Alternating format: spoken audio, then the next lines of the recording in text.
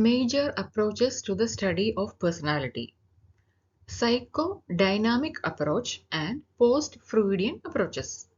This is the part 2 of this topic. In the previous video, that is in the first part, we have seen the level of consciousness and structure of personality in the psychodynamic approach. Today we will learn the ego defense mechanism. Before going to the details, please remember to subscribe this channel if you are new here. Do watch other videos in this channel, share it with students and those who love learning psychology. Thank you.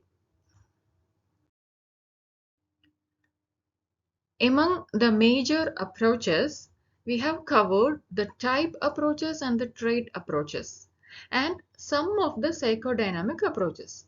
Let's see the rest part of it.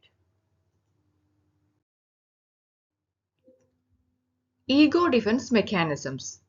Sigmund Freud proposed several ego defense mechanisms as psychological strategies that the ego employs to cope with anxiety, protect itself from distressing thoughts or impulses, and maintain psychological equilibrium. These defense mechanisms operate unconsciously and can distort or transform reality in order to reduce anxiety. So the ego defense mechanism are happening unconsciously and it can transform the reality for what? To reduce our anxiety. The first defense mechanism is repression. It involves pushing distressing or unacceptable thoughts, memories or impulses into the unconscious mind. This mechanism serves as a protective barrier to prevent distressing or threatening information from surfacing and causing psychological discomfort. Let's see an example.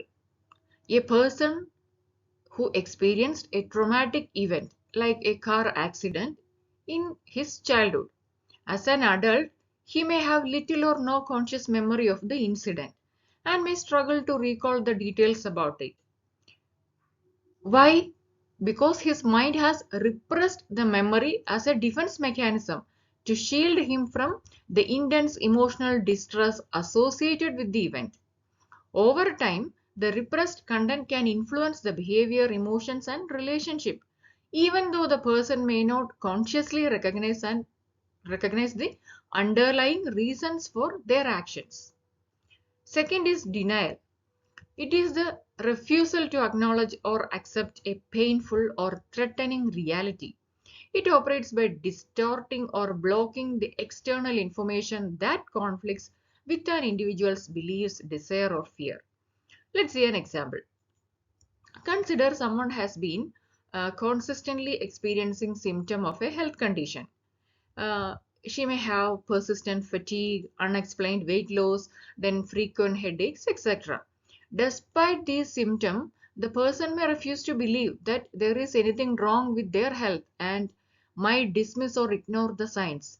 They may convince themselves that the symptoms are temporary or insignificant, and they might avoid seeking medical attention or rationalize their experience as normal occurrence. This denial serves as a defense mechanism, protecting the person from the anxiety, fear, or potential disruption that accepting the reality of a health problem might bring. Over the time, this denial can have negative consequences if the underlying problems goes untreated or if it leads to the avoidance of necessary actions or decisions. Next ego defense mechanism is projection. It involves projecting one's own unacceptable or threatening impulses onto another person, allowing the individual to avoid dealing with those feelings within themselves. Let's see an example.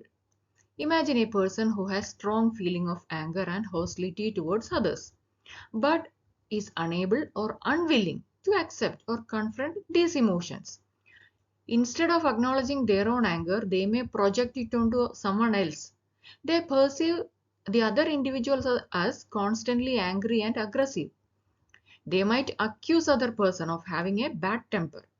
By projecting their own anger into other person, the individual avoids taking responsibility for their own emotions and preserves their self-image as someone who is calm and non-confrontational. Next is displacement.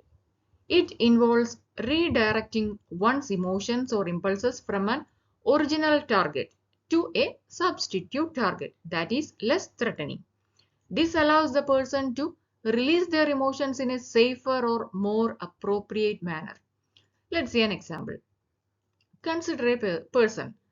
He had a frustrating and stressful day at work.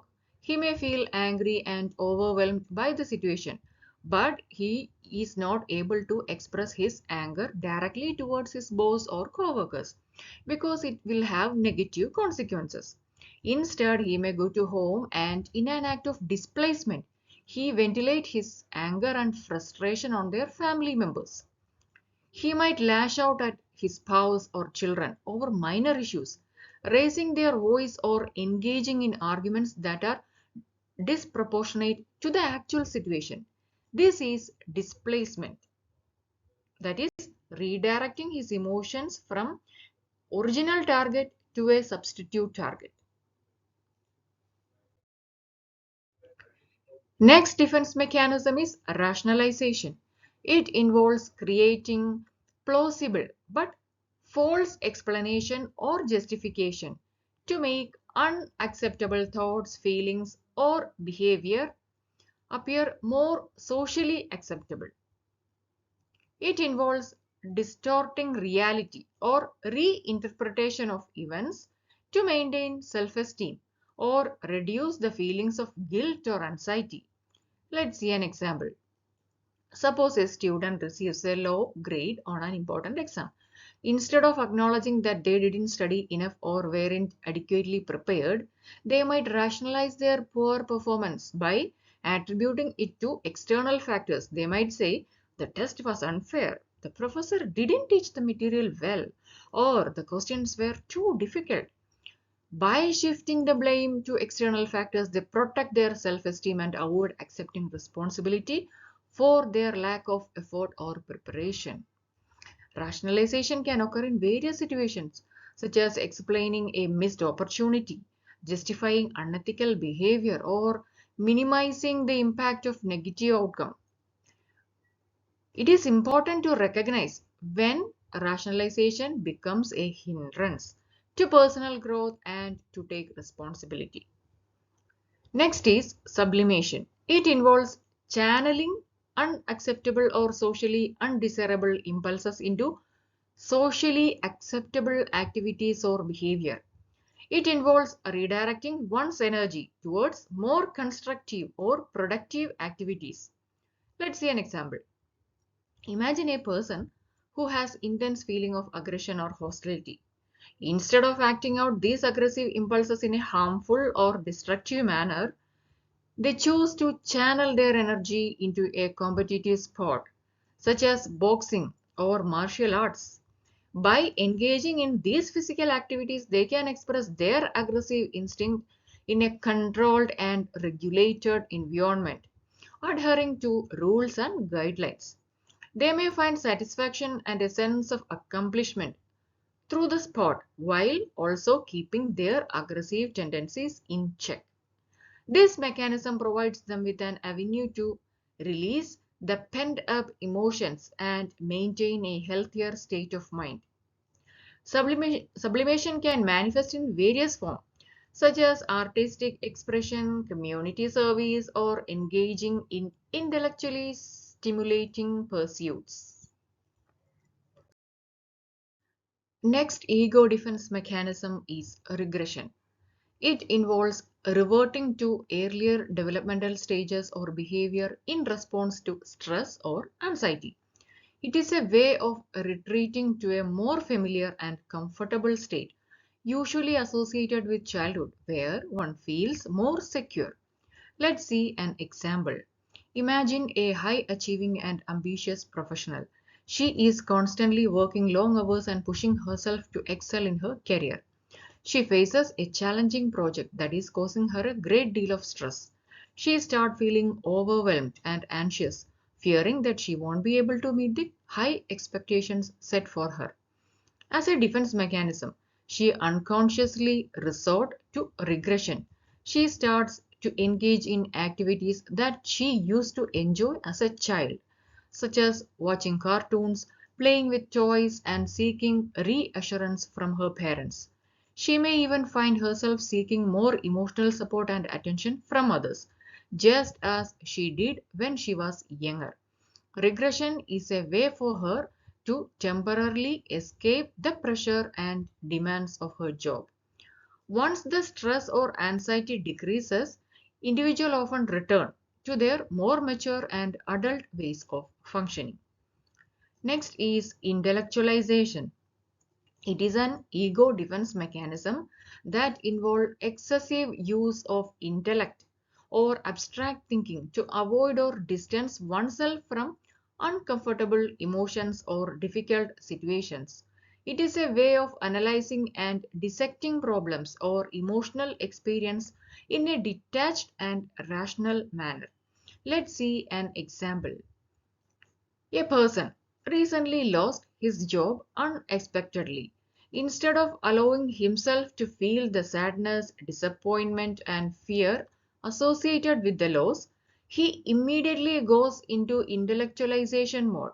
He starts researching the job market, analyzing economic trends, and gathering data about unemployment rates. He delves deep into reading books and articles about career transitions and resumes, attempting to understand the situation in an intellectual and logical way. Next ego defense mechanism is reaction formation.